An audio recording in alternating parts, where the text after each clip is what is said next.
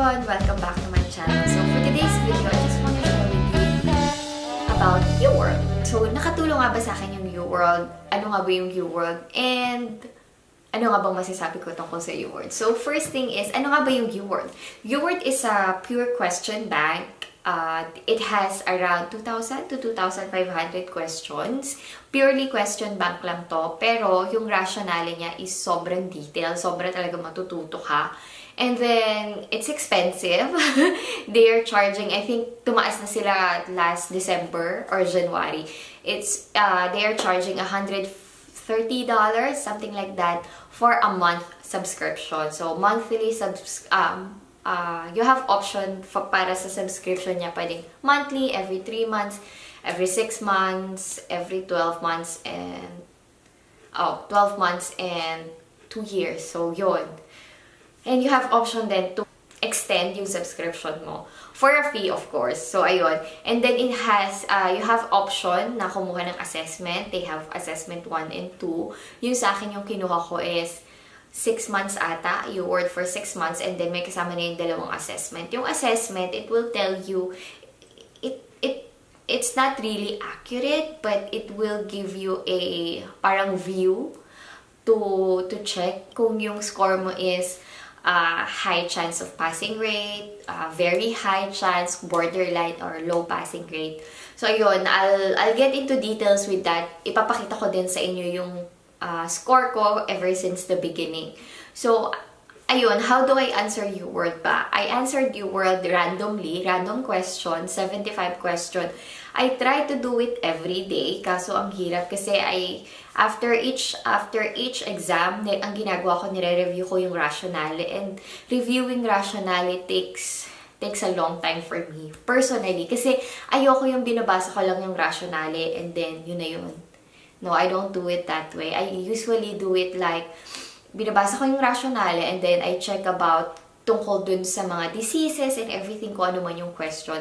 I do thorough research and then nanonood din ako ng mga YouTube videos about ton. And basta, sobrang nagre-research ako. Kaya yung pagre-review ko ng rationale, sometimes it takes me a day, the whole day, or it takes me like 2 days para lang i-review yung 75 questions na yun. And sobrang helpful kung i-review mo yung rationale. Kasi yung mga diseases naman na nauulit lang eh.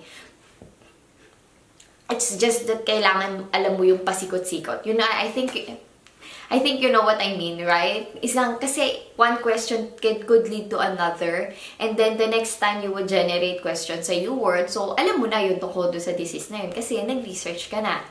So, ayun. I'll just check my question. Subscribe ako for 6 months. I bought it last December 1st. And then, my exam was February 5. Bakit nga ba ang tagal nung sinubscribe ko 6 months? Kasi, I was prepared to fail.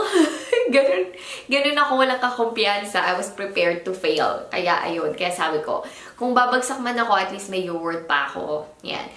Kasi if you check online, sobrang ganda nung review sa UWorld. Talagang everyone was raving about it na katulad ng NCLEX, para mas mahirap yung tanong sa NCLEX. Pero in my experience, mas mahirap nga ba siya sa NCLEX? I think halos magkaparehas lang sila. Pareho sila mahirap. And I think UWorld really like prepared me for NCLEX. Yung mga questioning nila, talagang kailangan gamitin mo yung brain cells mo. Hindi ka pwedeng manghula. Hindi ka pwedeng manghula.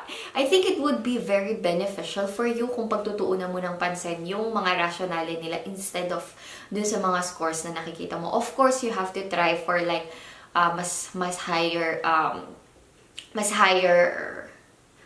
score, but still, kailangan maintindihan mo yung rationale. Ano nga ba yung score na na-recommend nila to get, alam mo yun, para malaman mo na ready ka na? Based from nakita ko sa UWorld, they recommend at least 60% para masabi na ready ka na.